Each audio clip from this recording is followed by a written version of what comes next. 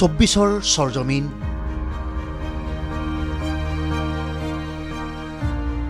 ND24 এই বিশেষ অনুষ্ঠানটোৰ জৰিয়তে আমি ৰাইজৰ সন্মুখলৈ লৈ আনিবলৈ চেষ্টা কৰিছোঁ যোৱা 15টা বছৰে সাংসদ হৈ ধুবুৰী লোকসভা সমষ্টিৰ সাংসদ বদৰুদ্দিন নাজমলে সমষ্টিবাসীৰ বাবে কি কৰিলে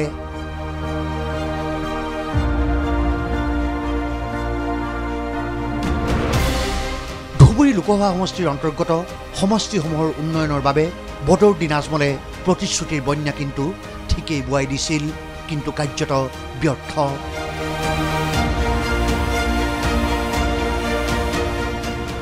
আমি চেষ্টা কৰিছিলোঁ সমষ্টিসমূহলৈ গৈ ক্ষেত্ৰভিত্তিক অধ্যয়ন কৰাৰ প্ৰথমটো খণ্ডত আমি সামৰি লৈছিলোঁ ফকীৰগঞ্জ বীৰসিং জৌৰাৰ দৰে সমষ্টি যিবোৰত স্থানীয় ৰাইজৰ দুখ দুৰ্দশা গৰাখহনীয়া জীৱন ধাৰণৰ মানদণ্ড আমি সঠিকভাৱে ৰাইজৰ আগত দাঙি ধৰিবলৈ চেষ্টা কৰিছিলোঁ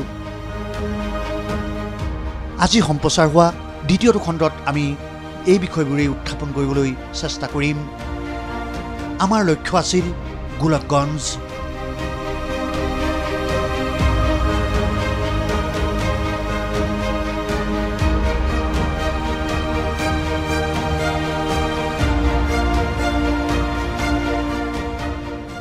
ধুবুৰী লোকসভা সমষ্টিত আজি আমাৰ চতুৰ্থটো দিন আৰু আজি আমি আহি উপস্থিত হৈছোঁহি গোলকগঞ্জৰ তামাৰহাটত মই প্ৰথমতে ইয়াৰ এটা আপোনালোকক চৰকাৰসমূহে দিয়া এটা প্ৰতিশ্ৰুতি আপোনালোকক দেখুৱাই ল'ব বিচাৰিছোঁ এইখন হৈছে গংগাধৰ নৈ আৰু এই নৈখনত এখন দলং কৰি দিয়াৰ প্ৰতিশ্ৰুতি দিছিল চৰকাৰে কিন্তু আজিলৈকে সেয়া হৈও নুঠিল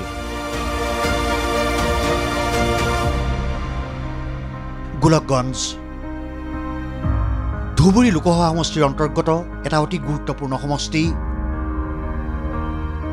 প্ৰথমে আহি আমি উপস্থিত হৈছিলোহি তামাৰহাটত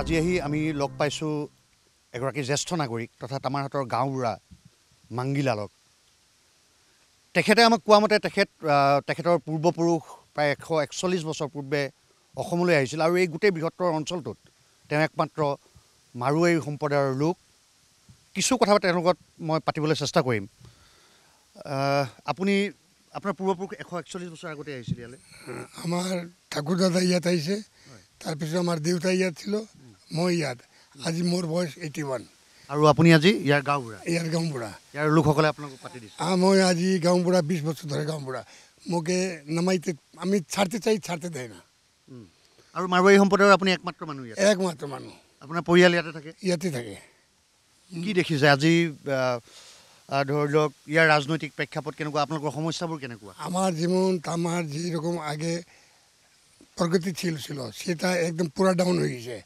আজিলৈ আজমল উদ্দিন আমার ইয়ার এরিয়াতে কোনো কাজ করা নেই আজিলৈ 15 বছর হলো কোনো ডেভেলপ করা নেই কোনো কিছু করা নেই আর বাকি আমার এই দলঙের খুব বিশেষ প্রয়োজন যাতে আমার ব্যবসায়িক প্রতিষ্ঠানটা উন্নতি হয় তাহলে আমার তামার বহুত ডেভেলপ হবো আর এদিকে এখন ফরওয়ে চলতেছে আশা করি তামারটা আর ভালো হবে বদৰুদ্দিন নাজমল প্ৰায় 15 বছৰ ধুবুৰী লোকসভা সমষ্টিৰ তেওঁ সাংসদ কি দিলে কি নিদিলে আপোনালোকক একো দিল না ইয়াত কিছুই দেয়নি ইয়ালৈ আহিছেনে আহিছে আহি কি কৰে ওই ওটা কৰে আৰ কি কৰে মানে জৰা ফুকাৰ আর কি করে ফুকি পিনানি বাস একো কাজ করা নেই কোনোদিন এই এলাকায় চাইনি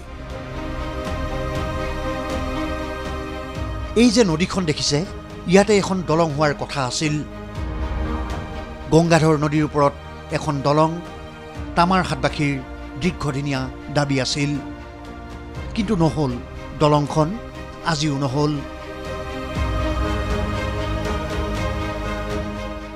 যোৱা 15টা বছৰে ধুবুৰী লোকসভা সমষ্টিৰ সাংসদ বদৰুদ্দিন নাজমলে গোলকগঞ্জক কি দিলে তেওঁ কিমান সফল তেওঁ কিমান বিফল বদৰুদ্দিন নাজমলে গোলকগঞ্জৰ তামাৰহাটৰ এই অঞ্চলটোৰ বাবে কি কৰিলে তেওঁ ইয়াৰ গৰাখহনীয়া ইয়াত এখন দলং হোৱাৰ প্ৰতিশ্ৰুতি দিছিল সেয়াও নহ'ল এই গোটেই কথাবিলাক সম্পৰ্কে ইতিমধ্যে আমি দুই এজন লোকৰ লগত কথা পাতিছোঁ তাৰ মাজতে আমি ইয়াত উপস্থিত হৈছোঁহি তেওঁলোকৰ মনৰ কথাও মই তেওঁলোকৰ পৰা বুজ ল'ম মই আপোনাৰ ওচৰলৈ আহিছোঁ বেংগলী যুৱ ছাত্ৰ ফেডাৰেশ্যনৰ এজন নেতা হিচাপে আপুনি কি দেখিছে গোলকগঞ্জত চাওক গোলকগঞ্জত আমি বদৰুদ্দিন আজমল ডাঙৰীয়া দেৱে 15 বছৰ ৰাজত্ব কৰিছে AIUDFৰ ফালৰ পৰা তেখেতক আমি দেখা পাইছোঁ অকল জৰা ফুকাৰ বাহিৰে তেখেতৰ সাংসদ পুঁজিৰ পৰা কোনো এটা পুঁজি আমাৰ গোলকগঞ্জ সমষ্টিৰ কোনো এখন প্ৰান্তত আজিলৈকে কোনো এটা মানে কাম কৰা নাই কিয় কাম কৰা নাই আমি এতিয়ালৈকে বুজি পোৱা নাই তেখেতে যে আমাৰ যেটো মুখ্য জ্বলন্ত সমস্যা যিবিলাক আছে আমাৰ ধৰি লওক অসম-বংগ সীমান্তৱৰ্তীৰ গংগাধৰ নৈৰ ওপৰত এখন ব্ৰিজ যিখন ব্ৰিজ আমি অসম চৰকাৰৰ বিভিন্নবাৰ আপোনালোকৰ টেলিভিছনৰ জৰিয়তে বিভিন্নবাৰ আমি দাবী জনাই আহিছোঁ সদৌ অসম বাঙালী যুৱ ছাত্ৰ ফেডাৰেশ্যন সদৌ অসম আক্ৰাছুৱে বিভিন্নবাৰ আমি দাবী জনাই আহিছোঁ ৰাইজেও দাবী জনাই আহিছে কিন্তু আজিলৈকে আমাৰ বদৰুদ্দিন আজমল ডাঙৰীয়া যেহেতু আমাৰ এজন MP এইখন সমষ্টিৰ পৰা MP হৈ তেখেতসকলে প্ৰতিনিধিত্ব কৰি আছে লোকসভাত আৰু সেই MP গৰাকী আজিলৈকে এইটো কাণসাৰ নাই তেখেতৰ আৰু অকল এই ব্ৰিজে নহয় অকল আমাৰ ৰাস্তা ঘাটৰ পৰা আৰম্ভ কৰি যিমানখিনি প্ৰব্লেম আমাৰ ৰাইজৰ আছে কোনো এখন প্ৰব্লেমত কোনো এখন কাম কাজত তেখেতৰ কাণসাৰ নাই আৰু সবতকৈ ডাঙৰ প্ৰব্লেম হৈছে আমাৰ যেটো অসম-বংগ সীমান্তৱৰ্তী এইখন এৰিয়া গোলকগঞ্জ সমষ্টিৰ এখন এৰিয়া অসম-বংগ সীমান্তৱৰ্তী আৰু অসম-বংগ সীমান্তৱৰ্তীৰ মাজেদি এখন গংগাধৰ নৈ গৈছে যি গংগাধৰ নৈৰ ওপৰত আমাৰ হেজাৰ ছাত্ৰ ছাত্ৰীসকলৰ যেটো অহা যোৱা হেজাৰ ব্যৱসায়িক সৰু সুৰা ব্যৱসায়িক অহা যোৱা হেজাৰ যেটো আমাৰ মানে কি বলে আমাৰ যেটো শিক্ষাৰ পৰা আমাৰ যেটো স্বাস্থ্যৰ কাৰণে যেটো আমাৰ ইয়াৰ পৰা ৱেষ্ট বেংগলত যাব লগা হয় যিমানখিনি ডিষ্টেঞ্চ যেটো ৰাইজৰ যিবিলাক অসুবিধা আৰু এই দুখন অঞ্চলৰ পৰা অসম-বংগৰ নাওৰ নৈৰ ইফালে আৰু ইফালে লাখ লাখ মানুহৰ সমাগম লাখ লাখ মানুহ জনবসতি এৰিয়া আৰু এই জনবসতি এৰিয়াত একমাত্ৰ ৰাস্তাটো হৈছে আমাৰ গংগাধৰ নৈৰ ওপৰত ব্ৰিজখন লাগে আৰু ব্ৰিজখন ইতিমধ্যে আমি সৰ্বানন্দ সোণোৱাল ডাঙৰীয়া যেতিয়া CM আছিল তেখেতকো আমি জনাইছিলোঁ তেখেতসকলেও আমাক প্ৰতিশ্ৰুতি দিছিলে আমাৰ হিমন্ত বিশ্ব শৰ্মা ডাঙৰীয়া যেতিয়া CM হৈ আছে তেখেতসকলেও আমাক প্ৰতিশ্ৰুতি দিছে যে এই ব্ৰিজখন আমাক বনাই দিব কংগ্ৰেছ গভৰ্ণমেণ্ট থকা অৱস্থাত আমাক প্ৰতিশ্ৰুতি দি আহিছে BJP গভৰ্ণমেণ্ট থকা অৱস্থাত আমাক প্ৰতিশ্ৰুতি দি আছে এতিয়া আপোনালোকৰ টেলিভিছনৰ জৰিয়তে আমি অসম চৰকাৰক আহ্বান কৰিছোঁ অসমৰ দক্ষ মুখ্যমন্ত্ৰী বুলি দম্ভালি মাৰি কৈ থকা আমাৰ হিমন্ত বিশ্ব শৰ্মা ডাঙৰীয়াক আমি আহ্বান কৰিছোঁ যে অতি সোনকালে আমাৰ গংগাধৰ নৈৰ ব্ৰিজখন বনাই দিব লাগে মই আপোনাৰ ওচৰলৈ আহিছোঁ কংগ্ৰেছ দলৰ এজন প্ৰতিনিধি হিচাপে আপুনি আজি ইয়াত আছে কি বিচাৰে আপুনি বদৰুদ্দিন আজমলক বিচাৰে নে এজন নাই আমি বদৰুদ্দিন আজমলক নিবিচাৰোঁ আজিলৈকে কোনো ডেভেলপমেণ্ট কৰা নাই একো কাম কৰা নাই 15 বছৰ হ'ল আজিলৈকে একো কাম কানি দেখা নাই তাৰ আপুনি কি বিচাৰে চেঞ্জ হোৱাটো বিচাৰে নে বদৰুদ্দিন আজমলে কিবা কৰিছে নাই বদৰুদ্দিন আজমলকতো কেতিয়াও নিবিচাৰোঁ আৰু মেইন কথা হ'ল আমাৰ দলংখন হ'ব লাগে মানে আমাৰ এই অঞ্চলৰ মেক্সিমাম মানুহ দুখীয়া মানুহ মানে বিজনেছটো অলপ ডেভেলপ হ'ব এইখিনি বিচাৰোঁ আমি না পরিবর্তন হয় আমার ঘটনা হল আমার এই যে দলংখন যে বিশেষ করে আমাক দলংখন লাগে এই সরকারে যাতে আমার দলংখন করে দিয়ে সেই কারণে মই দাবি জানাইছি অত্র অঞ্চল পড়া আমি আগেই আপোনালোকে কি বিচাৰে পৰিৱৰ্তন হোক বদৰুদ্দিন আজমলৰ বাহিৰে এজন নতুন নেতা হোক বদৰুদ্দিন আজমলের পরিবর্তন হোক মই তাকে না চাও এজন নতুন নেতা আর নতুন নেতা বিচারুন যে কোনো দল হোক আমার যে কাজ করবে তাকে আমরা ভোট দিব আপুনি কি বিচাৰে একচুৱেলি পৰিৱৰ্তন হ'ব লাগে সি বুঢ়া হৈ গৈছে এতিয়া আৰু নচলে ইয়ং জেনেৰেশ্যনৰ মাজত আহিব লাগে নতুন নেতা নতুন নেতা আপুনি কি বিচাৰে ডেফিনেটলি বদৰুদ্দিনক আমাক দৰকাৰ নাই কাৰণ 15টা বছৰ বিগত 15টা বছৰ একো কাম কৰিব পৰা নাই সেইখিনি আৰু বদৰুদ্দিন নালাগে পৰিৱৰ্তন বিচাৰে আপুনি কি বিচাৰে আমি বদৰুদ্দিনক পৰিৱৰ্তন বিচাৰোঁ বদৰুদ্দিনক লাগেনে নালাগে আমি নালাগে আৰু পৰিৱৰ্তন বিচাৰোঁ আৰু কওক যি আমাৰ আসাম চৰকাৰ যি আছে CM ছাৰে তেওঁ আমাৰ এই গড়খানটো বান্ধি দিয়ক আৰু ইয়াত এটা দলং বনাই দিয়ক আমাক প্ৰতিশ্ৰুতি দি গৈছে আমাৰ CM ছাৰে প্ৰতিশ্ৰুতি দি গৈছে যে তামাহাটৰ আৰু কাঁঠালতলি দি এটা আমি দলং বনাই দিম আজিলৈকে একো কৰা নাই এইটো আমি আমাৰ আসাম চৰকাৰ CMৰ ওচৰত এইটো বিচাৰোঁ যে আমাক এইটো দিলে আমাৰ এই জাগাৰ ভাল উন্নতি হ'ব বা আমি কাম কাজ কৰি খাব পাৰিম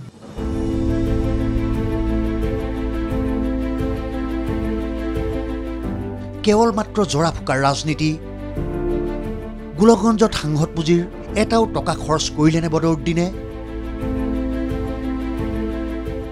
আমাৰ এই মানে ধুবুৰীৰ মানুহখিনিৰ কথা ক'বলৈ গ'লে ধুবুৰীৰ মানুহখিনি মানে কোনটো মুডত চলে বুজি নাপাওঁ এই বদৰুদ্দিন আজমল বোলা যেতিয়াৰ পৰা UDF দল জন্ম হ'ল তেতিয়াৰ পৰা ধুবুৰী লোকসভা সমষ্টিত তেওঁ সাংসদ হৈ আছে কিন্তু সাংসদ পুঁজিৰ ধন আমি আজিলৈকে আমি আজিলৈকে এটা ধন দেখা নাই যে ইয়াত কোনোবা এটা কাম হৈছে। বদৰুদ্দিন আজমলে মিঠা প্ৰতিশ্ৰুতি দিয়ে, জাৰা পোকাৰ ৰাজনীতি কৰে, সেই মানুহখিনি মানে তেওঁ ভোট দি দিয়ে। কাৰণ ইয়াত আমাৰ যিটো মানে ধুবুৰী জিলাত আমাৰ মাইনৰিটি ভোটখিনি যিহেতু মানে 10-12 লাখৰ ওপৰত মাইনৰিটি ভোট, এইখিনি মানুহ মানে কি তাৰ জাৰা পোকা তেওঁ এজন মলনা বুলি তেওঁ ভোটটো দি দিয়ে।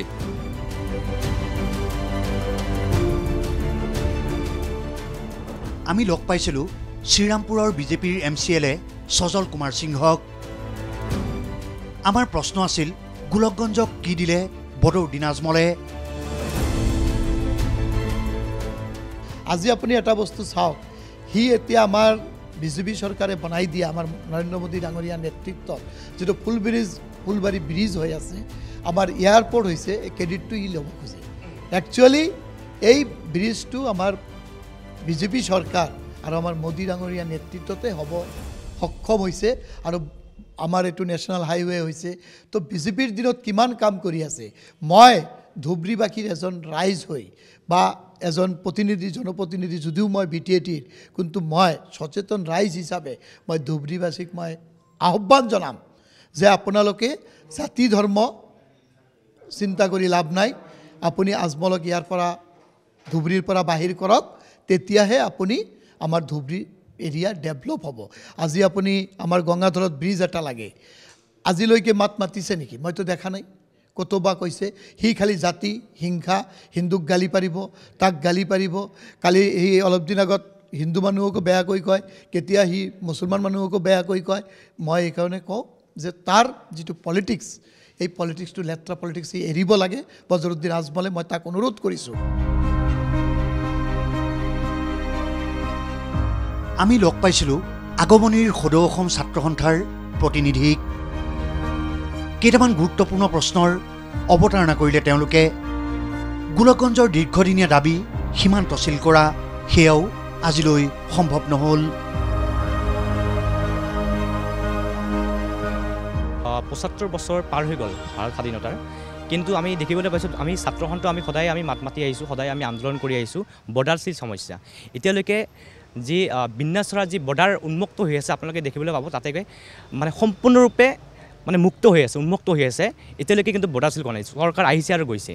তাৰ লগে লগে আমাৰ বৰ্ডাৰত এখন গাঁও এখন আছে, বৰ্ডাৰৰ ভিতৰত ভোটগাঁও গাঁও বুলি, সেই গাঁওখনত এতিয়ালৈকে যিটো চিকিৎসাৰ সুবিধা, যাতায়াতৰ সুবিধা আৰু যিটো চৰকাৰী যিটো আঁচনি, সেই আঁচনিবিলাক এতিয়ালৈকে পোৱা নাই। আৰু আটাইতকৈ ডাঙৰ সমস্যা এটা হ'ল গোলকগঞ্জ সমষ্টিত আমাৰ এই এৰিয়াত গৰাখহনীয়া সমস্যা। এই গৰাখহনীয়া সমস্যাৰ ক্ষেত্ৰত আমি আমাৰ MP আজমল ডাঙৰীয়া আজিলৈকে তেওঁৰ মুখখন কেতিয়াবা দেখা নাপালোঁ। মানে তেওঁ ক'ত আছে, কেনেকৈ আছে, কেনেকৈ ইলেকশ্যন আহি যায়, ইলেকশ্যন টাইমত কেতিয়াবা আমি সবাই মেলমেটত দেখা পাওঁ, তাৰ পৰিপ্ৰেক্ষিতত আমি কিন্তু তাক দেখা নাপাওঁ।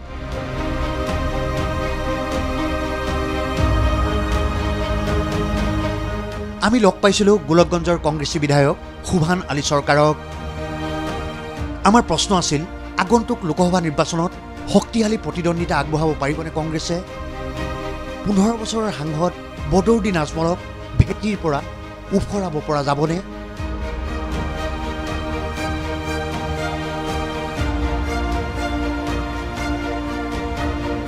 এই মুহূৰ্তত গোলকগঞ্জ সমষ্টিৰ বিধায়ক শুভম আলী চৰকাৰ তেওঁ মোৰ সৈতে উপস্থিত আছে। খুব কম সময় আমি তেওঁলোকৰ লগত কথা পাতিম, কোনো বিতৰ্কিত কথা নহয়। সন্মুখত লোকসভা নিৰ্বাচন, এই মুহূৰ্তত আপুনি কেনেকুৱা এটা ৰাজনৈতিক পৰিৱেশ এই মুহূৰ্তত আপুনি দেখিছে? মই যিখিনি নিজা লোকসভাৰ কথা ক'ব বিচাৰিছোঁ, আপোনালোকে জানে অলমষ্ট 15টা বছৰ পূৰণ হৈ গ'ল বদৰুদ্দিন আজমল চাহাব ধুবুৰীৰ লোকসভাৰ সাংসদ হিচাপে আছে। ৰাইজে এইবেলি অলপ আমুৱাইছে আৰু বহুতো প্ৰতিশ্ৰুতি দিছিলে, বহুতো কিবা কিবি লোকসভাখনৰ বাবে কৰিব বুলিও কৈছিলে, আৰু ধুবুৰী লোকসভাৰ সজা মানুহবিলাকক মিছা কৈ কৈ এনেকুৱা এটা পৰ্যায়লৈ পাইছেগৈ। এইবেলি ৰাইজে কংগ্ৰেছক ভোট দিয়াৰ কাৰণে এটা মনস্থিৰ কৰিছে। বিশেষকৈ এইবেলি মানুহে ৰাহুল গান্ধীক মূলত ভাল পাইছে। ৰাহুল গান্ধীয়ে লোকসভাৰ মজিয়াত আৰু তাক ছাছপেণ্ড কৰাৰ পিছত লোকসভাৰ বাহিৰত যেনেকৈ ভাৰতবৰ্ষৰ ৰাইজৰ কণ্ঠ হিচাপে প্ৰতিবাদ কৰি আছে এইখন চৰকাৰৰ বিপক্ষে, জনহিতকৰ কামৰ কাৰণে অনুৰোধ জনাইছিলে আৰু জনবিৰোধী কামৰ যাতে নহয় তাৰ কাৰণে প্ৰতিবাদ কৰি আছিলে। এইখিনি ৰাইজে ভাল পাইছে ৰাহুল গান্ধীৰ কাম, বিশেষকৈ ভাৰত জোড়ো যাত্ৰা আৰম্ভ হোৱাৰ পৰা। সেইকাৰণে আমি যিখিনি সৰেজমিন তদন্ত কৰিছোঁ, প্ৰতিটো সমষ্টিয়ে আমাৰ কংগ্ৰেছ দলৰ জিলা কংগ্ৰেছৰ কৰ্মকৰ্তা, ব্লক কংগ্ৰেছৰ কৰ্মকৰ্তা, মণ্ডল কংগ্ৰেছৰ কৰ্মকৰ্তা, বুথ কংগ্ৰেছৰ কৰ্মকৰ্তা, কংগ্ৰেছৰ বিভিন্ন সংগঠন যেনেকুৱা আছে যুৱ কংগ্ৰেছ, সেৱা দল, NSUI, মহিলা কংগ্ৰেছ, য়ং ব্ৰিগেড, এইবিলাকৰ কৰ্মকৰ্তাই যিখিনি ৰিপৰ্ট আজিলৈকে দিছে, আৰু আমি প্ৰতিটো সমষ্টিত যেতিয়া গৈ ব্লক পৰ্যায়ৰ মিটিঙত এটেণ্ড কৰোঁ, তেতিয়া ৰাইজে যেনেকৈ সঁহাৰি দিয়ে, মই ভাবোঁ এইবেলি ধুবুৰী লোকসভাত কংগ্ৰেছৰ প্ৰাৰ্থীৰ জয় নিশ্চিত হৈ আছে আৰু ভুৱা কথাৰে চল নাযায় এইবেলি। ইতিমধ্যে তেনেহ'লে কংগ্ৰেছৰ কুচকাৱাজ, নিৰ্বাচনী কুচকাৱাজ আৰম্ভ হৈ গৈছে, চলি আছে। এইটো বিশেষকৈ ব্লক আৰু মণ্ডল পৰ্যায়ত বাৰুকৈ চলি আছে। ব্লকৰ কৰ্মকৰ্তা, মণ্ডলৰ কৰ্মকৰ্তা, বুথৰ কৰ্মকৰ্তা কম বেছি এটা গতিত, এটা নিৰ্দিষ্ট গতিৰ মাজত কামখিনি কৰি আছে। আৰু মই ভাবোঁ এই 5খন ৰাজ্য নিৰ্বাচন শেষ হ'লে এই গতিটো আৰু বৃদ্ধি পাব। আমাৰ ইয়াত অসমতে বৃদ্ধি পাব। বহুতে আজিৰ দিনত অধীৰ আগ্ৰহেৰে চাই আছে যে এই 5খন ৰাজ্যৰ নিৰ্বাচনত কংগ্ৰেছ একদম এক্সেলেণ্ট ৰিজাল্ট কৰিব বুলি সকলোৱে ভাবি আছে নিশ্চিত। এইখিনি হৈ যোৱাৰ পিছত আপুনি চাব গোটেই অসমত পৰিৱেশ এটা সলনি হৈছে। এটা ডাঙৰ প্ৰশ্ন, আপুনি যিহেতু কৈছে যে বদৰুদ্দিন আজমলে একো কৰিব নোৱাৰিলে, তেওঁ কি কৰিব পাৰিলে আৰু কি কৰিব নোৱাৰিলে, কোনখিনি কথা আপোনালোকে চালি জাৰি চাইছে যে বদৰুদ্দিন আজমলে এইখিনি কাম কৰিব পাৰিলেহেঁতেন কিন্তু তেওঁ নকৰিলে? এই ধুবুৰী লোকসভাত বহুতো গুৰুত্বপূৰ্ণ কাম ৰৈ গৈছে। এজন মানুহ অকল নিৰ্বাচনৰ সময়ত আহে, নিৰ্বাচনৰ 6 মাহ 7 মাহ আগত আহে, আৰু UDF দলৰ যি সাংগঠনিক লাইন আছে ইহঁতৰ মাজৰ এটা আফুৱা ফলা এটা প্ৰচাৰ চলাই দিয়ে। যোৱা লোকসভাবিলাকত যি 2-4টা প্ৰসংগৰ ওপৰত কথা তুলিছে, সেইকেইটাই ৰেকৰ্ডিং বজাই থাকে ৰাইজৰ মাজত। উন্নয়ন বোলা একো হোৱা নাই। বিশেষকৈ মই যদি কওঁ, সাংসদ পুঁজিৰ টকাখিনি প্ৰতিটো সমষ্টিত যেনেকৈ এটা শ্বেয়াৰ পাব লাগিছিল, সেইখিনিও হোৱা নাই। সেইখিনিও নিদিল নেকি? সেইখিনিও বহুতকে বঞ্চিত কৰা হৈছে। এইখিনি প্ৰপাৰ ইউটিলাইজেশ্যন হৈছে বুলি কোনো তত্ত্বও নাই। আৰু আপোনালোকে জানে সেই MP LED টকাৰ কেলেংকাৰীৰো মাজে সময়ে নিউজ হৈ থাকে। মই বাৰু গোলকগঞ্জক কি দিলে তেওঁ? একো মই দেখাত কোনো চিন চাবে মই তেনেকুৱা একোৱে নিদিলে। গোলকগঞ্জক একোৱে নিদিলে। ক'ত কি দিলে সিহঁত দেখুৱাবই নোৱাৰিব। গোলকগঞ্জক পাহৰি গৈছে। মই সেইখিনি ক'ব বিচাৰিছোঁ, ৰাইজে খুব মনত আশা ৰাখি MPৰ পৰা কিবা পাব, উন্নয়ন হ'ব, ৰাস্তা ঘাট হ'ব, বাৰ্ণিং টপিকছ যিবিলাক ইছ্যু আছে সেইবিলাকৰ ওপৰত কাম হ'ব, সেইবিলাক একো নহ'ল।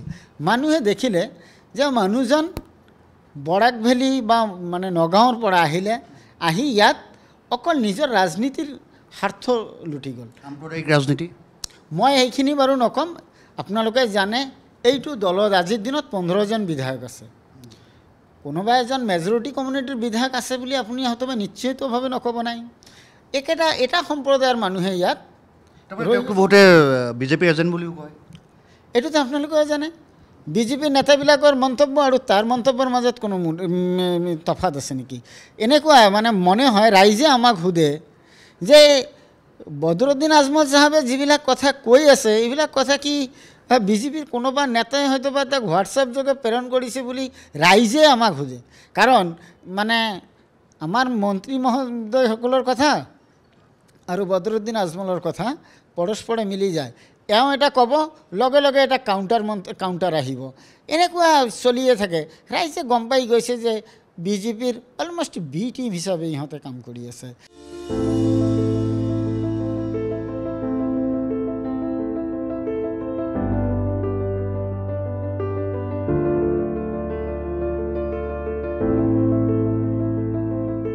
ধুবুৰী লোকসভা সমষ্টিত এইবাৰ এটা নতুন সমষ্টি বিলাসীপাৰা।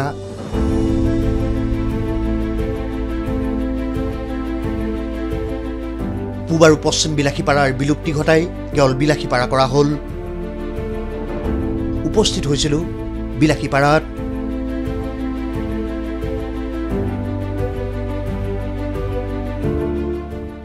আজি আহি আমি উপস্থিত হৈছোঁহি বিলাসীপাৰাত। এইখিনিতে এটা কথা উল্লেখ কৰোঁ যে পূব আৰু পশ্চিম বিলাসীপাৰাৰ বিলুপ্তি ঘটাই বিলাসীপাৰাক একলগ কৰা হৈছে, অৰ্থাৎ বিলাসীপাৰা এতিয়া এটা সমষ্টি হ'ব। বিলাসীপাৰাৰ ৰাইজে কি কয়?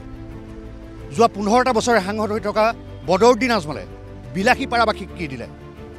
এই সকলোৰ প্ৰশ্নৰ উত্তৰ জানিবলৈ আমি চেষ্টা কৰিম। ইয়াত বিভিন্ন দল সংগঠনৰ লোকক আমি সাক্ষাৎ কৰিম, ইয়াৰ স্থানীয় লোকসকলৰ সৈতে কথা পাতিম। এই সকলোবোৰ আপোনালোকলৈ নিশ্চয়কৈ আগবঢ়াম যে বদৰুদ্দিন আজমল পুনৰ শাসনত থাকিব পাৰিবনে বা তেওঁ পুনৰ শাসন লৈ আহিব পাৰিবনে? এই সকলো প্ৰশ্নৰ উত্তৰ আপোনালোকক দিবলৈ চেষ্টা কৰিম।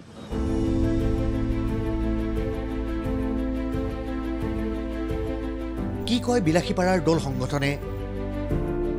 চহৰখনৰ মাজমজিয়াত আমি কেইবাটাও ৰাজনৈতিক দলৰ প্ৰতিনিধিক সাক্ষাৎ কৰিছিলোঁ। প্ৰশ্ন আছিল, সাংসদ হিচাপে বদৰুদ্দিন আজমল কিমান সফল? বিলাসীপাৰাবাসীক কি দিলে বদৰুদ্দিন আজমলে? আজমল আৰু বিজেপি সমাৰ্থক নেকি? আজমল ডাঙৰীয়া তেখেতে সাম্প্ৰদায়িক নিৰ্বাচন কৰি ৰাজনীতি আৰম্ভ কৰিছে। আমি দেখিছোঁ যে উন্নয়নৰ পৰিৱৰ্তে তেখেতে কেৱল সাম্প্ৰদায়িক বক্তব্য প্ৰদান কৰি আহিছে। আৰু আজমলৰ কাৰণেই আজি হিমন্ত বিশ্ব শৰ্মা ডাঙৰীয়া অসমৰ মুখ্যমন্ত্ৰী হ'ব পাৰিছে, বিজেপি ক্ষমতা আহিব পাৰিছে। গতিকে আজমল আৰু বিজেপি, আমি সাম্প্ৰদায়িক শক্তি বেয়া পাওঁ, আমি ছেকুলাৰ ৰাজনীতি বিশ্বাস কৰোঁ। গতিকে আজমল ৰাজনৈতিক ক্ষেত্ৰত তেওঁ যে বিফল হৈছে এই কথাখিনি ৰাইজে জানে। বিলাসীপাৰাত তেওঁ কি কৰিব পাৰিব লাগিছিল, কি কৰিব নোৱাৰিব? বিলাসীপাৰা আপোনালোকে দেখিব যে বিলাসীপাৰাৰ যিখিনি ৰাস্তা ঘাট, আমাৰ চৰাঞ্চলৰ যি ৰাস্তা ঘাটৰ সমস্যা, কোনো এটা কামেই তেওঁ ভালকৈ কৰা নাই। আমি তেখেতৰ উন্নয়নমূলক কাম দেখা নাই। কেৱল দিল্লীৰ পৰা তেওঁ মাজে মাজে আহিব আৰু সাম্প্ৰদায়িক বক্তব্য প্ৰদান কৰি অসমৰ ৰাজনীতিতে আলোড়ন সৃষ্টি কৰিব। স্বাধীনতাৰ পিছত ধুবুৰীত যিমান সাংসদ নিৰ্বাচিত হৈছে, আগৰ সাংসদৰ তুলনাত বৰ্তমানৰ যিজন সাংসদ মৌলানা বদৰুদ্দিন আজমল ডাঙৰীয়া, তেওঁ 90% মানে সফল। কাৰণ আমাৰ স্বাধীনতাৰ পিছত ইয়াত বহুতখিনি কাম কৰিব লগা আছিল আৰু স্বাধীনতাৰ আগতো বহুতখিনি বস্তু আছিল, সেইবিলাক বস্তু বন্ধ হৈ আছিল। কিন্তু এই সাংসদজনে পাৰ্লিয়ামেণ্টৰ ভিতৰত সজোৰে দাবী উত্থাপন কৰাৰ পিছত আজি সেইবিলাক বস্তু ধুবুৰী ৰাইজে আমি পাবলৈ সক্ষম হৈছোঁ। যেনে আপোনাৰ ৰূপসী এয়াৰপৰ্ট ইমান দিনে বন্ধ হৈ আছিল, তেওঁৰ বাৰম্বাৰ প্ৰচেষ্টাৰ ফলত আজি কেন্দ্ৰীয় চৰকাৰে সেইটো খুলিবলৈ বাধ্য হৈছে। আজি ধুবুৰী ফুলবাৰী ব্ৰিজ, যিটো সপোনত আমি ভবা নাছিলোঁ, সেইটো সাংসদ মৌলানা বদৰুদ্দিন আজমল ডাঙৰীয়াৰ কাৰণে আজি হৈ আছে আৰু হয়তো 2 বছৰমান পিছতে আমি সেইটো লৈ মানে যাতায়াতৰ সুব্যৱস্থা হ'ব। তেওঁ এইকাৰণেই ক্ষমতালৈ আহিব যে তেওঁ 3বাৰৰ সাংসদ হৈ আছে আৰু 4বাৰৰ কাৰণে হয়তো ৰাইজে তেওঁক ভাল পাই আকৌ নিৰ্বাচিত কৰিব। কাৰণ হ'ল যে স্বাধীনতাৰ পিছৰ পৰা যিমানখিনি সাংসদ আমি বুজমান হোৱাৰ পিছৰ পৰা পাইছোঁ যে সাংসদৰ কিবা পুঁজি থাকে বুলি আমি গম পোৱা নাছিলোঁ। কিন্তু মৌলানা বদৰুদ্দিন আজমল যেতিয়া ধুবুৰী সাংসদ হ'ল, তেতিয়াৰ পৰা আমি গম পালোঁ যে নহয়, সাংসদ পুঁজি আছে। তেওঁ বিভিন্ন ধৰণৰ কাম কাজ কৰিছে, সেইটো সকলোৱে জানে। কিন্তু তেওঁ এটা ভাল কাম কৰিছে যে সমাজত যিটো মানে শিক্ষাৰ বাতাবৰণটো তেওঁ মানে বোৱাই দিছে, যে শিক্ষাটো যদি মানুহৰ নাথাকে তেতিয়াহ'লে আমি সমাজখন কেতিয়াও উন্নত কৰিব নোৱাৰিম। তো শিক্ষাৰ ক্ষেত্ৰতো বিভিন্ন ঠাইত শিক্ষা অনুষ্ঠান কৰিছে। আমাৰ গৌৰীপুৰত, আমাৰ ধুবুৰীত, আমাৰ ইফালে বঙাইগাঁৱত, আমাৰ গোৱালপাৰাত বিভিন্ন ঠাইত শিক্ষা অনুষ্ঠান কৰি তাতে আমাৰ দুখীয়া ঘৰৰ যিখিনি ল'ৰা ছোৱালী মানে একেবাৰে নিম্নতম খৰচত সেইখন প্ৰতিষ্ঠানত পঢ়ি আজি ডক্টৰ ইঞ্জিনিয়াৰ হৈছে, সেইখিনি ক্ৰেডিট সম্পূৰ্ণ বদৰুদ্দিন আজমলক দিব লাগিব। বিলাসীপাৰাত আজমলে কি উন্নয়ন সাধন কৰিলে?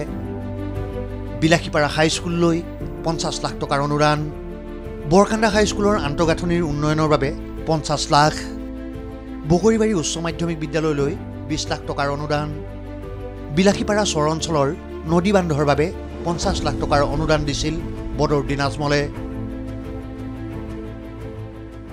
বিলাসীপাৰাত সন্মানীয় সাংসদ মহোদয়ে বহুতখিনি উন্নয়ন কৰিছে। তাৰ ভিতৰত আপোনালোকে পাব বিলাসীপাৰা হাইস্কুল, যিটো কনভাৰ্টেড ছিনিয়ৰ মাদ্ৰাছা যিটো বিলাসীপাৰাত, তাত তেখেতে 50 লাখ টকাৰ অনুদান দিছে।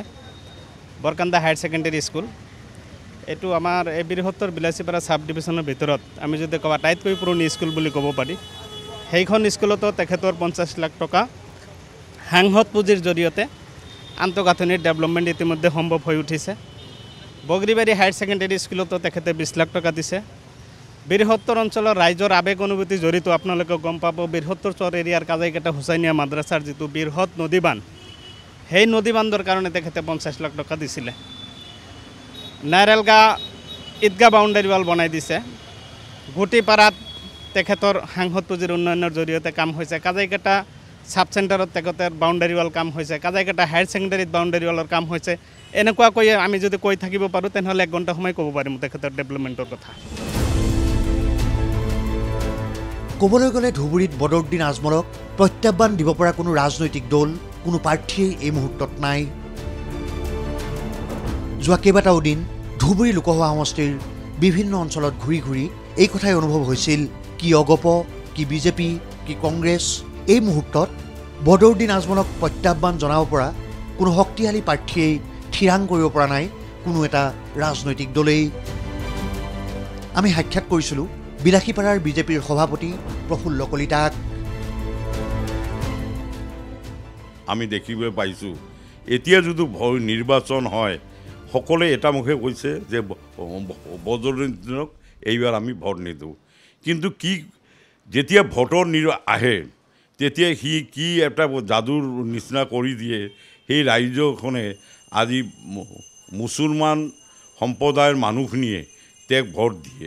কিন্তু মুছলমান সম্প্ৰদায়ৰ মানুহসকলে আমি আহ্বান জনাব খুজিছোঁ, আপোনালোকৰ যিখিনি আপোনালোকৰ গৰীব দুখীয়াৰ উন্নয়নৰ কাৰণে আমাৰ ভাৰতৰ প্ৰধানমন্ত্ৰী নৰেন্দ্ৰ মোদী ডাঙৰীয়াই ঘৰৰ পৰা আৰম্ভ কৰি যিখিনি আপোনালোকক ঘৰ ৰেচন চাউল, আমাৰ অৰুণোদয় আঁচনি, আমাৰ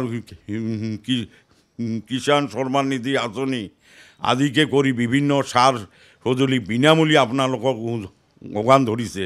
কিন্তু এই সংসদজনে আজিলৈকে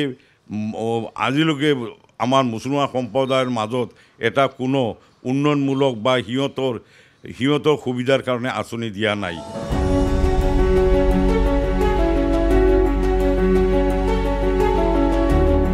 আজিলৈ সম্পূৰ্ণ হৈ নুঠিল বিলাসীপাৰাৰ ITI।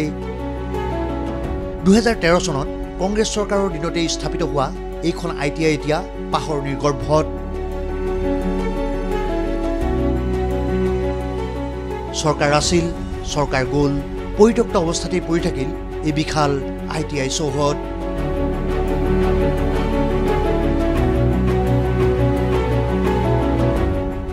যোৱা 15টা বছৰে ধুবুৰী লোকসভা সমষ্টিৰ সাংসদ বদৰুদ্দিন আজমলে কি কৰিলে আৰু কি নকৰিলে, এনেবোৰ প্ৰশ্নৰ উত্তৰ বিচাৰিয়েই আমি ইমূৰৰ পৰা সিমূৰলৈ ঘূৰিছোঁ। তাৰ মাজতে আজি আহি উপস্থিত হৈছোঁ বিলাসীপাৰাত। আমি আপোনালোকক দেখুৱাম যে বিলাসীপাৰাত বদৰুদ্দিন আজমলে কি কৰিব নোৱাৰিলে। তাৰ জ্বলন্ত উদাহৰণ বিলাসীপাৰাৰ চতগিৰি গাঁৱত স্থাপিত হোৱা এইখন ITI। কংগ্ৰেছ চৰকাৰৰ দিনতে স্থাপিত এই ITIখন আজিলৈকে মুকলি নহ'ল। 2013 চনত কংগ্ৰেছ চৰকাৰে এই কলেজখন উদ্বোধনী কৰে আৰু কলেজখন কনষ্ট্ৰাকশ্যনৰ কাম সম্পূৰ্ণ হয় 2013 চনত। অতি দুৰ্ভাগ্য বিষয়, আমাৰ চতগিৰিৰ পাৰ অঞ্চলৰ এইটো এটা বহুত প্ৰতিভা। আমি ভাবিছোঁ এই ITI কলেজখন যদি আৰম্ভ কৰে তেনেহ'লে আমাৰ বিলাসীপাৰা সাব ডিভিজন নহয়, ধুবুৰী জিলাৰ সমূহ বেকাৰ যুৱক যুৱতীৰ কৰ্মসংস্থাপন উজ্জ্বল হ'ব বুলি আমি ভাবিছিলোঁ। কিন্তু অতি দুৰ্ভাগ্য, এই কলেজখন বিজেপি চৰকাৰ দিনৰ অহাৰ লগে লগে আমি ভাবিছোঁ কলেজখন হ'ব মুখ্যমন্ত্ৰী কোৱাৰ দৰে, কিন্তু আমি দেখা পালোঁ কলেজখন এতিয়া আৰম্ভ কৰা নাই। গতিকে এই কলেজখনত কনষ্ট্ৰাকশ্যনৰ কামৰ কাৰণে 5,28 লাখ টকা চৰকাৰে নিৰ্ধাৰণ কৰে, কিন্তু কলেজখনৰ কাম সম্পূৰ্ণ হয়। এতিয়া কলেজখন গোহালি ঘৰৰ দৰে পৰিণত হৈ আছে।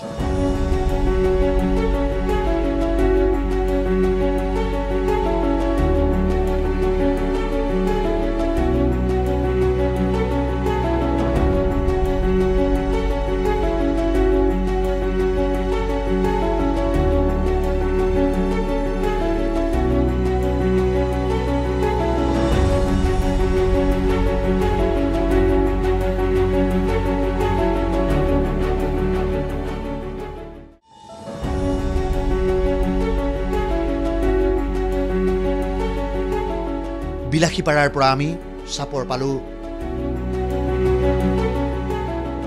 আমাৰ হাতত সময় কম আছিল। আমি বুজ লৈছিলোঁ বদৰুদ্দিন আজমলে চাপৰবাসীৰ বাবে কি কৰিলে। আজি আমি চাপৰৰ স্থানীয় বাসিন্দা হিচাপে আমাৰ মেইনলি আমাৰ সমস্যাটো হ'ল গৰাখহনীয়া।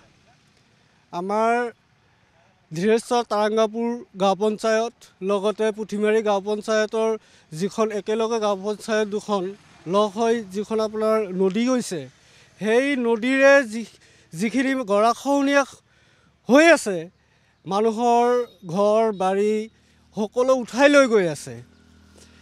আৰু মেইনলি ক'ব খুজি আছোঁ এইটো কথা, কেইবাবাৰো আমাৰ MP বদৰুদ্দিন আজমল ডাঙৰীয়া পৰিদৰ্শন কৰিবলৈ ঠিকে আহে, কিন্তু প্ৰতিশ্ৰুতি দি যায় যে ইয়াত ইমান কোটি টকাৰ কাম হ'ব, এনেকুৱা হ'ব, কিন্তু এতিয়ালৈকে এটা কামো হোৱা নাই। মানুহে আজি তাত ঘৰ সুন্দৰকৈ এটা পৰিয়াল থাকিব পৰাকৈ ঘৰ বনায়, পকী ঘৰ বনাবলৈ সাহস নকৰেই। এনে যদি জুপুৰি ঘৰ এটাও বনায়, তথাপি সেইটো গৰাখহনীয়া ভাঙি লৈ যায়। 15টা বছৰত চাপৰবাসীৰ কিবা উন্নয়ন হ'লনে?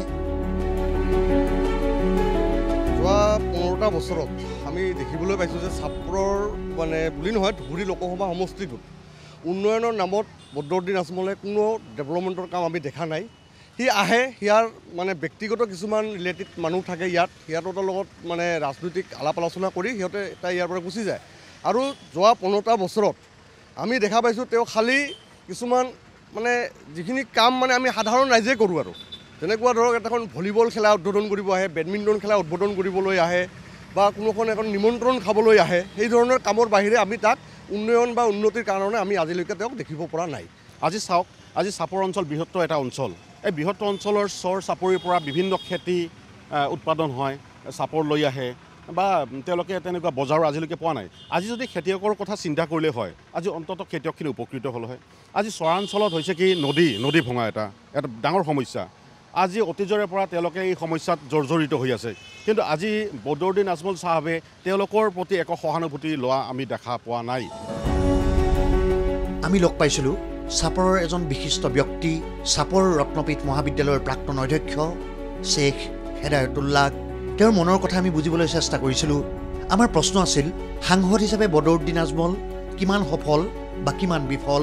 দুখৰ কথা, ধুবুৰী লোকসভা সমষ্টিৰ এজন MP বিগত মানে 15 বছৰ আগলৈকে এনে এজন MP নাই যাৰ সৈতে বদৰুদ্দিন আজমলৰ সফলতা বিফলতাক আমি জুখিব পাৰোঁ বা ভাল বেয়া কথাটো তুলনা কৰিব পাৰোঁ।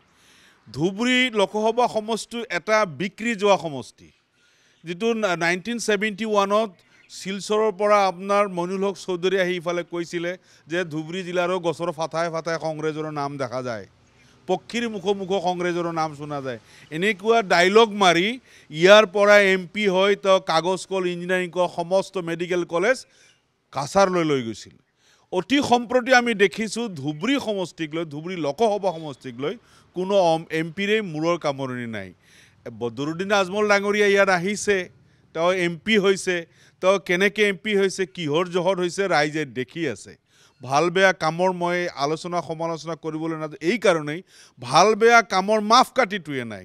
আজি চাওক, ৰত্নপীঠ কলেজ এখন আছে, তেওঁ এই লাষ্ট শেষবাৰ মই যেতিয়া প্ৰিন্সিপাল আছিলোঁ তাতে 19,60,000 টকা এটা গেষ্ট হাউচ কৰিছে। তাৰ বিপৰীতে আপোনাৰ এগ্ৰিকালচাৰ কলেজ আছে, হায়াৰ ছেকেণ্ডেৰী আছে, আৰু আমাৰ ইয়াত কলেজ এখন আছে, তেনেকুৱা ৰিমাৰ্কেবল কোনো কাম কৰা নাই। ধুবুৰী কলেজত 1 কোটিকৈ টকা দিছে, বেলেগ বেলেগ কলেজত 1 কোটিকৈ টকা দিয়া ৰেকৰ্ড আছে, অথচ এইখন এখন সংখ্যালঘু মুছলমান অধ্যুষিত অঞ্চল হয়। কলেজৰ 70% ল'ৰা ছোৱালী ইয়াত সংখ্যালঘু মানুহ পঢ়া শুনা কৰে। বদৰুদ্দিন আজমলৰ এইখন কলেজৰ প্ৰতি যি অৱদান থাকিব লাগিছিল, আমি দুখিত সেই অৱদান ইয়াত নাই। গতিকে চাপৰ হিচাপে, চাপৰবাসী ৰাইজ হিচাপে, বিলাচীপাৰাৰ ৰাইজ হিচাপে আৰু সামগ্ৰিকভাৱে ধুবুৰী লোকসভা সমষ্টিৰ এজন মই সচেতন ব্যক্তি হিচাপে ক'ব বিচাৰোঁ, মইতো এই কথাখিনি ক'বলৈ ইয়াত লাজ পাইছোঁ এই কাৰণেই যে আমাৰ ধুবুৰীৰ 12 লক্ষ মানুহৰ ভিতৰত অতি সম্প্ৰতি বৰপেটা সংযুক্ত কৰা হৈছে এজনো উপযুক্ত মানুহ নাই নে যি মানুহজন ধুবুৰীৰ সাংসদ হ'ব পাৰে এতিয়া কংগ্ৰেছৰ দলে এটা ৰাষ্ট্ৰীয় দলে কি বিচাৰিছে যে ধুবুৰী লোকসভা সমষ্টিৰ বাহিৰৰ মানুহ আনি ইয়াত প্ৰাৰ্থী হিচাপে প্ৰজেক্ট কৰিব বিচাৰিছে আমাৰ UDFৰ মাননীয় বদৰুদ্দিন আজমল আগে তেওঁ নিজে নহয় ধুবুৰী লোকসভা সমষ্টিৰ ভিতৰত তেওঁৰ দলৰ এজন উপযুক্ত ব্যক্তি ইয়াত তেওঁ নিৰ্বাচনত টিকট দিব পাৰে বা অন্যান্য যি ৰাজনৈতিক দলবিলাকো আছে ধুবুৰী জিলাখনক ইমানে অৱহেলা কৰে ইমানে নেগলেক্ট কৰে আমি সঁচা অৰ্থৰ ৰাজনীতিৰ কথা ক'বলৈ লাজ পাওঁ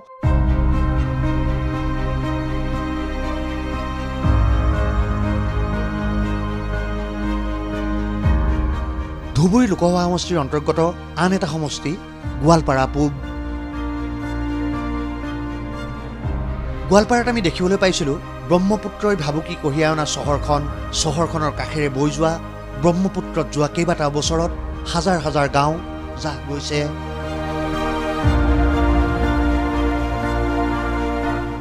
এইফালে এখন ৰাস্তা আছিল ডাঙৰ এইখন ৰাস্তাত মিলাই আছিল ইফালে গাঁও আছিল ইফালে গাঁও আছিল আৰু ইফালেও গাঁও আছিল এইটো গাঁও আছিল ইফালে এখন গাঁও আছিল এই গাঁওখন কমপ্লিট গৰাখহনীয়ে ভাঙি গৈছিল ভাঙি পেলাইছে বহুত কমো ধৰক 2,500 পপুলেশ্যন আছিল গাঁও আছিল ইয়াতে আমাৰ ঘৰ আছিল বহুত দূৰত আমাৰ ঘৰত আছিলে আৰু বহুত দূৰ আমি একদম বাহিৰত আছিলোঁ সেইখিনি ক'ব গ'লেতো আৰু বহুত হ'ব ইয়াৰ পৰা নজৰে নচলে আমাৰ ঘৰত ইমান দূৰত আছিল তারপরে এইখিনির পরে লাহে লাহে লাহে লাহে লাহে লাহে লাহে লাহে লাহে লাহে 10টা গ্রাম 20টা গ্রাম আইয়ান আমি বর্তমানে এতে আছো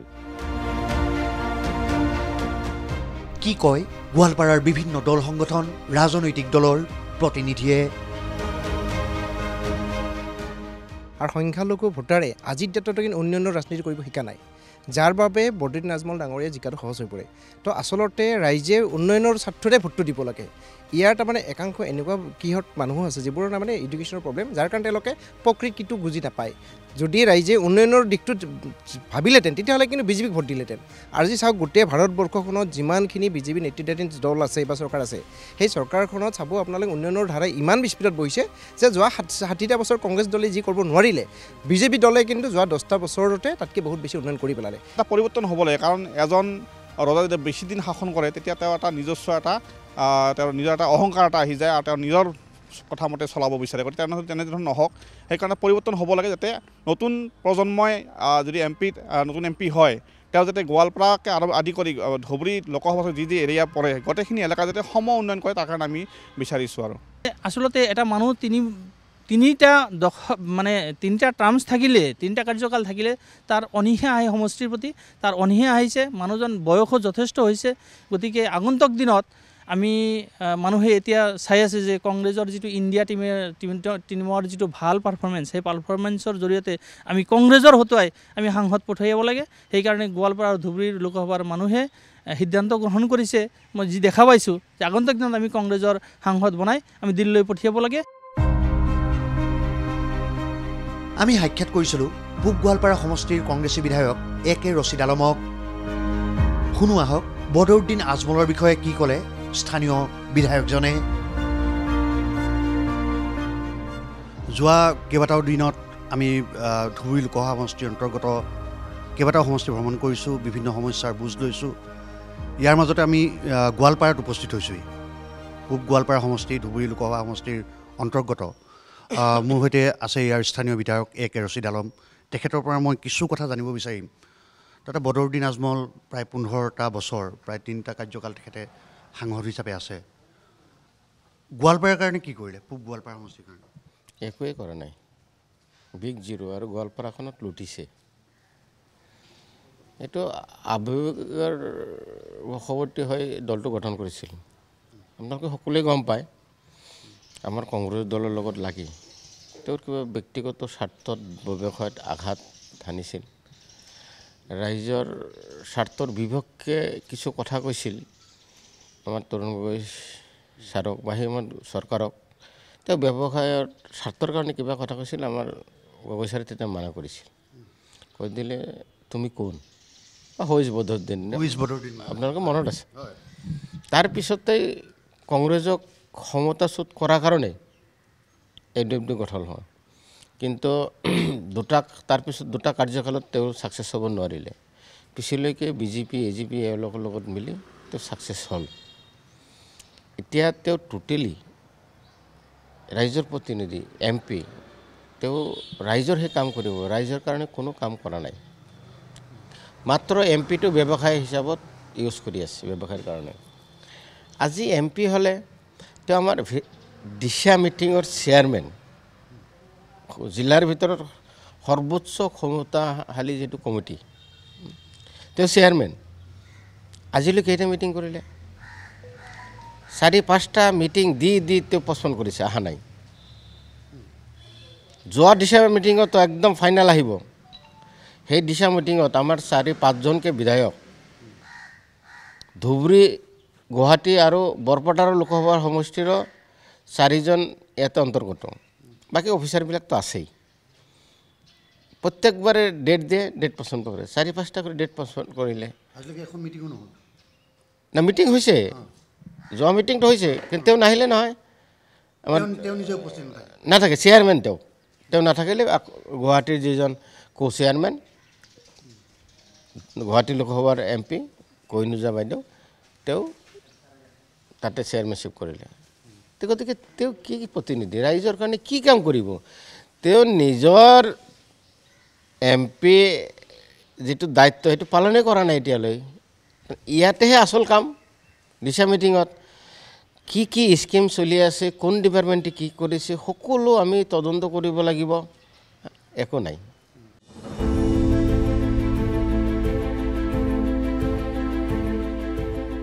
আমি আহি দ্বিতীয়টো খণ্ডৰ অন্তিম পৰ্যায়ত উপনীত হৈছোহি বিভিন্ন প্ৰশ্নৰ এই মুহূৰ্তত অৱতাৰণা হৈছে বদৰুদ্দিন আজমল চতুৰ্থবাৰৰ বাবে পুনৰ সাংসদ হিচাপে নিৰ্বাচিত হ'বনে বদৰুদ্দিন আজমলৰ সন্মুখত আন কোনো যোগ্য প্ৰাৰ্থী থিয় কৰাব পাৰিবনে ৰাজনৈতিক দলসমূহে কি বিজেপি অগপ মিত্ৰজোঁট কি কংগ্ৰেছ এই মুহূৰ্তলৈকে কিন্তু এটা দলেও ধুবুৰীত বদৰুদ্দিনৰ বিৰুদ্ধে প্ৰাৰ্থী থিয় কৰাবৰ বাবে সাহস গোটাব পৰা নাই লক্ষণীয় যে এই পৰ্যন্ত ধুবুৰীত 10 জন কংগ্ৰেছী নেতাই সাংসদ প্ৰাৰ্থী হিচাপে থিয় দিব বিচাৰি কংগ্ৰেছ দলৰ মজিয়াত আবেদন জনাইছে তেওঁলোক হ'ল আবু তাহেৰ আলী বেপাৰী ৱাজেদ আলী চৌধুৰী আব্দুল হামিদ অমৃত বাদশাহ আব্দুল ৰছিদ মণ্ডল ছফিয়া খাতুন ডক্টৰ সাজিদ হুছেইন মতিউৰ ৰহমান মণ্ডল আব্দুল হেই নাগৰী আৰু নুৰ ছফিকুৰ ৱাজেদ আমি কথা পাতিছিলোঁ ধুবুৰী লোকসভা সমষ্টিত প্ৰাৰ্থিত্ব বিচৰা আবু তাহেৰ আলী বেপাৰীৰ সৈতে চাওক এইবাৰ একচুৱেলি AYDFৰ কাৰণে অসমৰ বহুত ক্ষতি হৈছে AYDF বদৰুদ্দিন আজমল ডাঙৰীয়া এইবাৰ 3বাৰৰ সাংসদ হৈ আছে 3বাৰৰ এজন সাংসদ হোৱাৰ হেতুকে তেখেতৰ ধুবুৰীবাসীৰ ৰাইজৰ মনৰ পৰা তেওঁৰ বহুত দূৰলৈ গুচি গৈছে যাৰ কাৰণে এইবাৰ কংগ্ৰেছৰ মানুহ এজন বিচাৰিছে ধুবুৰীবাসী ৰাইজে নিশ্চয় ধুবুৰীবাসী যেটো মনৰ আশা এই কংগ্ৰেছৰ মানুহ জয়যুক্ত কৰাৰ কাৰণে তেওঁলোকে 100% প্ৰচেষ্টা হাতত লৈছে আপুনি কোনবিলাক ইস্যু লৈ কাষ চাপিব জনতাৰ না মই এজন নতুন ফেচ মোৰ কোনো দোষ ত্ৰুটি নাই মই এই ফেচ লৈ আৰু বদৰুদ্দিন আজমল ডাঙৰীয়াৰ বয়স হৈছে এজন নায়ক হিচাপে আপোনালোকে জানে ডক্টৰ হিমন্ত বিশ্ব শৰ্মাক নন এজ মামা জয়ললিতা ইজ নন এজ আম্মা মমতা বেনাৰ্জী দিদি মোক মানুহে এজন নায়ক হিচাপে বিচাৰিব নায়ক হিচাপে পাব যিকোনো মুহূৰ্তত যিকোনো সমস্যাত মই এজন নায়কৰ নিচিনা মই কাম কৰিম বুলি মই ভাবিছোঁ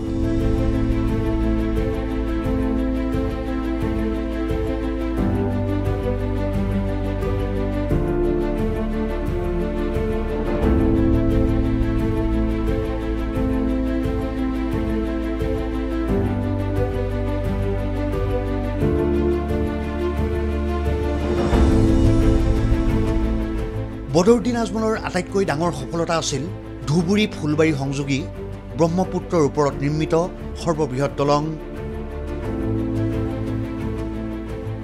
এই দলংখন নিৰ্মাণৰ বাবে বদৰুদ্দিন আজমলে সংসদত সজোৰে দাবী উত্থাপন কৰি আহিছিল লক্ষণীয় যে 19 কিলোমিটাৰ দৈৰ্ঘ্যৰ আটাইতকৈ দীঘলীয়া এই দলংখন বৰ্তমান নিৰ্মীয়মান অৱস্থাত আছে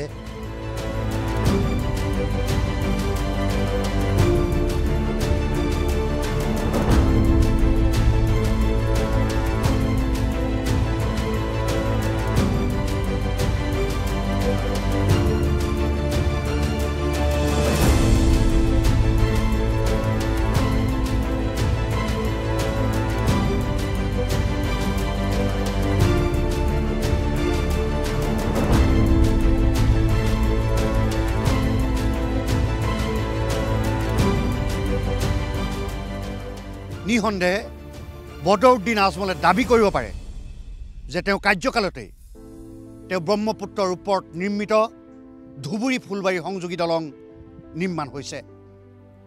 এই দলঙৰ দূৰত্ব প্ৰায় 19 কিলোমিটাৰ হ'ব।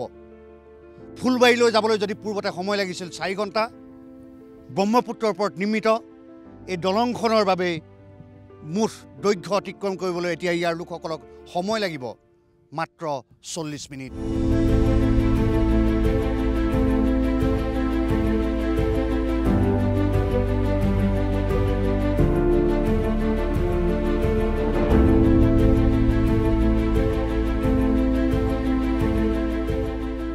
বদৰুদ্দিন আজমলৰ সফলতাৰ খাতিয়ান আমি লগ পাইছিলোঁ AIDF দলৰ ৰাজ্যিক সাধাৰণ সম্পাদক মাছুদ জামানক। যোৱা 15টা বছৰ সাংসদ হৈ সমষ্টিবাসীক কি দিব পাৰিলে বদৰুদ্দিন আজমলে, তেওঁ মুখেৰে শুনোৱা হওক। চাওক, সাংসদ হিচাপে যদি আমি চাব যাওঁ, প্ৰথমে আমি এটা বস্তু উই শুড কিপ ইন মাইণ্ড যে তেখেতে অপজিশ্যন পাৰ্টিৰ এজন আছিলে, পাৰ্লামেণ্টেৰিয়ান আছিলে। কিন্তু অপজিশ্যন পাৰ্টিৰ পাৰ্লিয়ামেণ্টেৰিয়ান হৈও সাংসদ হৈও তেওঁ যিমানখিনি কৰিছে, স্বাধীনতাৰ পিছত যিমানখিনি কাম হৈছে, যিমানখিনি সাংসদে কৰিছে, কৰাটো নাই, তাৰ 10 গুণতকৈও বেছি হ'ব। প্ৰথমতে ক'ব লাগিব যে স্বাধীনতাৰ পিছৰ পৰা 1948ৰ পৰা বন্ধ হৈ থকা ৰূপসী বিমানবন্দৰ খোলা হৈছে তেখেতৰ সময়ত, খুব ধুনীয়াকৈ চলিছে। তাৰপিছত তেখেতে ধুবুৰী ৰেল লাইন সেইটোও বন্ধ হৈ আছিলে, ৰেলৱে ষ্টেচন প্ৰায় মৰি যোৱা অৱস্থা হৈছিলে, সেইটো আৰম্ভ হৈছে, সেইটো ভালকৈ চলি আছে। চ' ধুবুৰী ফুলবাৰী ব্ৰিজ যিটো এটা অকল্পনীয় প্ৰজেক্ট, কোনো কল্পনাও কৰা নাছিলে যে ভাৰতৰ আটাইতকৈ দীঘলীয়া ব্ৰিজ হ'বগৈ, দুটা ষ্টেটৰ মাজত কানেক্টিভিটি হ'ব। আপোনালোকে জাষ্ট কল্পনা কৰক the amount of business that will create in this western side of Assam আৰু মেঘালয়ৰ সেইপিনে গাৰো হিলছত, সেইটো খুব বেছি। গতিকে এইকেইটা কানেক্টিভিটিৰ ক্ষেত্ৰত যি 4টা কৰিছে, সেই 4টাই কিন্তু ধুবুৰীৰ অৰ্থনৈতিক উন্নয়নৰ এটা জোৱাৰ আনিব। মানুহে আৰু চৰকাৰৰ হিতাধিকাৰী হ'বলৈ বাট চাই নাথাকিব, চৰকাৰৰ চাকৰিও নালাগে, বিজনেছ কৰি ধুনীয়াকৈ চলিব পাৰিব। তাৰপিছত আৰু বিভিন্ন ধৰণৰ কথা আছে। আপোনাৰ যিটো সোণাহাটত যিটো ইণ্টাৰনেশ্যনেল যিটো বাণিজ্য কেন্দ্ৰ মুকলি কৰা হৈছে, সেইটো তেখেতৰ প্ৰচেষ্টাতে চলিছে। সোণাহাটত গ'লে যদি আপুনি যায় তেতিয়াহ'লে দেখিবলৈ পাব 24 ঘণ্টা তাতে কাম কাজ চলিছে, মানুহৰ ইকনমিক কণ্ডিশ্যন চেঞ্জ হৈছে। তাৰপিছত আকৌ ধুবুৰীৰ যিটো আপোনাৰ কণ্টেইনাৰ ডিপু আৰু নদী বন্দৰ, সেইটো একমাত্ৰ তেখেতৰ প্ৰচেষ্টাতেই আৰম্ভ হৈছে। আৰু TB হস্পিটেল আছে, TB হস্পিটেলত 50 লাখ টকা খৰচ কৰি ধুবুৰীৰ TB হস্পিটেলৰ অৱস্থা এনেকুৱা হৈছিলেগৈ যে সেই হস্পিটেলত গ'লে TB নোহোৱা মানুহৰো চাগে TB হ'ব, ইমান এটা মানে লেতেৰা কণ্ডিশ্যন আছিলে। ইট হেজ চেঞ্জ, গোটেই ছিচুৱেশ্যনটো চেঞ্জ হৈছে, এইটো তেখেতৰ চেষ্টাৰ কাৰণে। ধুবুৰী BN কলেজত তেখেতে সাংসদ পুঁজিৰ 50 লাখ টকা ইনভেষ্ট কৰি পিনে এই কলেজৰ এটা অংশ পুৰি গৈছিলে, সেইটো কিন্তু কোনো চকু দিয়া নাছিলে, না অসম গভৰ্ণমেণ্ট না বেলেগ কোনোবাই। তেখেতে এই গোটেইখিনি মানে কনষ্ট্ৰাক্ট কৰিছিলে আৰু অজস্ৰ কাম কাজ চলিছে। আৰু মই যিটো ক'ব বিচাৰিছোঁ, এইটো আটাইতকৈ ডাঙৰ কাম যে MP এজনৰ যে একাউণ্টেবিলিটি আছে, ৰাইজৰ যে প্ৰশ্ন সুধিবলৈ আছে যে আপুনি MP হৈছে, আপুনি কি কৰিলে, সেইটো কিন্তু আজমল চাহাবে শিকাইছে। ধুবুৰীত কমতাপুৰ পিপলছ পাৰ্টি অৰ্থাৎ KPPৰ এক শক্তিশালী ভেটি আছে। লোকসভা নিৰ্বাচনৰ প্ৰাক্ষণত এই সংগঠনটোৰ ভূমিকাও হ'ব লক্ষণীয়। ND24ক KPPৰ নেতা উত্তম কুমাৰ ৰায়ে ক'লে এইবাৰৰ নিৰ্বাচন হ'ব পৃথক আৰু জটিল। আজি ধৰ্মীয় সংখ্যালঘু মানুহ কিন্তু আটাইতকৈ বেছি অসমৰ ৰাজনৈতিক প্ৰেক্ষাপটত নিপীড়িত হ'বলগীয়া হৈছে। আজি ভোটাৰৰ সমস্যাৰে ধৰ্মীয় সংখ্যালঘু মানুহ জৰ্জৰিত। আজি ধুবুৰীত যদি আপুনি চুকে কোণে আপোনালোকে যদি অনুসন্ধান কৰে, হাজাৰ হাজাৰ মানুহক আপোনালোকে ভোটাৰৰ নামত হাৰাশাস্তি কৰিবলগীয়া হয়, দৈনিক FT কোৰ্টত হাজিৰা দিবলগীয়া হয়। সেই ক্ষেত্ৰত কিন্তু বদৰুদ্দিন আজমলে আজিলৈকে ৰাষ্ট্ৰীয় প্ৰেক্ষাপটত বা সদনৰ মজিয়াত এটাও প্ৰশ্ন উত্থাপন কৰা আমি দেখিবলৈ পোৱা নাই। গতিকে মই এটা কথাই ক'ম, তেখেত চূড়ান্তভাৱে ব্যৰ্থ হৈছে। তেখেত অকল নিজৰ লবিকেন্দ্ৰিক ৰাজনৈতিক, ক্ষমতাকেন্দ্ৰিক ৰাজনৈতিক কুক্ষিগত কৰে নিজৰ ব্যৱসায়িক যি মুনাফা সেইটোৱে কৰি আছে। তেখেতে কেনেকৈ চৌদি আৰবত, ডুবাইত তেওঁৰ ব্যৱসায় বৃদ্ধি কৰিব পাৰে, সেই পন্থাহে তেখেতে অৱলম্বন কৰিছে। ধুবুৰীত অগপ বিজেপিৰ মিত্ৰজোঁটে শক্তিশালী প্ৰাৰ্থী থিয় কৰাব পাৰিবনে? আমি কথা পাতিছিলোঁ ধুবুৰী বিজেপিৰ সাধাৰণ সম্পাদক ভগীৰথ ওজাৰ সৈতে। আজি চাওক মাননীয় প্ৰধানমন্ত্ৰীজীৰ নেতৃত্বত ইয়াত ধুবুৰী ফুলবাৰীৰ ব্ৰিজ যদি দলং ডাঙৰ বিল্ডিং এছিয়াৰ ভিতৰত হৈ আছে, ইয়াৰ দৰে ইয়াৰ লোকেল মানুহৰ আৰু আমি ৱেষ্ট গাৰো হিলৰ লগত মেঘালয়ত কমিউনিকেট কৰি ইয়াৰ মানুহতে ব্যৱসায়ৰ ক্ষেত্ৰত এটা ভাল উন্নয়ন হ'ব। কিন্তু ইমান দিনে কংগ্ৰেছ আৰু আপোনাৰ UDF-এ একো কৰিব নোৱাৰিলে। আজমল খালি ভোটৰ নামত ল'লে। আজি BJP অহাৰ পিছত আমি ইয়াতে কি কৰিলোঁ, মেডিকেল কলেজ। আজি যদি মাইনৰিটিৰ কাৰণে সঁচা কোনোবা চিন্তন কৰিছে কিন্তু BJP। আজি আপোনাৰ আমি অসমত বা ভাৰতবৰ্ষ সকলোৱে জানো ধুবুৰীটো মাইনৰিটি অধ্যুষিত অঞ্চল। ইয়াৰে ল'ৰা ছোৱালী কাৰণে পঢ়াৰ কাৰণে ইয়াৰে মানুহৰ মানে যিটো মেডিকেল ফেচিলিটি পাব লাগে তাৰ কাৰণে এটা মেডিকেল কলেজ গঢ়ি উঠোৱা, য'ত MLA MP নাই আমাৰ BJP-ৰ। কিন্তু MP যাৰ আছিলে এবাৰো তেওঁ ডিমাণ্ড কৰা নাই এটা মেডিকেল হ'ব লাগে। এনেকুৱা ধৰণৰ তো মানে মানুহৰ যিটো মানে প্ৰাইমেৰী যিটো ব্যৱস্থা লাগে তেওঁক এইটো ক্ষেত্ৰতে বিফল এনেকুৱা MP। তেওঁ নিশ্চয় বিফল MP মানে ঝাৰফুকৰ ৰাজনীতি। তেওঁতো ভাবে যদি মেডিকেল হৈ যায় তেনেহ'লে তেওঁৰ ঝাৰফুকৰ ৰাজনীতিটো কেনেকৈ চলিব। তো গতিকে তেওঁৰ ব্যৱসায়টো চলোৱাৰ কাৰণে মানুহক ৰাম ঠগন দিয়াৰ কাৰণে মানুহক অন্ধবিশ্বাসত ৰখাৰ কাৰণে ইয়াত মেডিকেল নালাগে। ইয়াত মানুহৰ মাইনৰিটিৰ নামত মানে ভোট লোৱাৰ কাৰণে মাইনৰিটি ডেভেলপমেণ্টৰ ক্ষেত্ৰত কোনো কাম কৰিব নালাগে। ইয়াত ইণ্ডাষ্ট্ৰী কোনো বহাব নালাগে। ইয়াত কোনো ধৰণৰ ভাল কলেজ হ'ব নালাগে, কোনো টেকনিকেল কলেজ হ'ব নালাগে, ভাল এটা কলেজ হ'ব নালাগে। এনেকুৱা ধৰণৰ কোনো চিন্তন কৰা নাই। তেওঁ নিজা বুলি নহয়, ইয়াততো খালি তেওঁ বেপাৰী মানুহ বেপাৰ কৰি আহিছে, ভোটৰ বেপাৰ কৰে, মানুহ জাতিৰ নামত বেপাৰ কৰি আছে, ৰাম ঠগন দি আছে। মানুহ এতিয়া গম পাইছে, বুজিব পাইছে।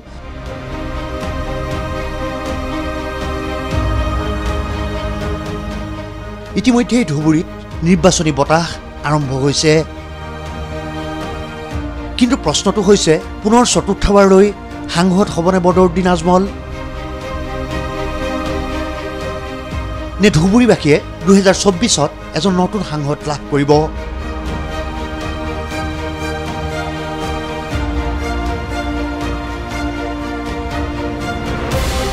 আজি ইয়াতেই 24-ৰ চৰজমিন সামৰিব লাগিব। অহা শুকুৰবাৰে আমাৰ আন এজন সতীৰ্থই আন এটা লোকসভা সমষ্টিৰ খাতিয়ান লৈ আপোনালোকৰ আগত উপস্থিত হ'বহি। আজিলৈ মই অগ্নিম গগৈয়ে 24-ৰ চৰজমিনৰ পৰা বিদায় লৈছোঁ। ধন্যবাদ।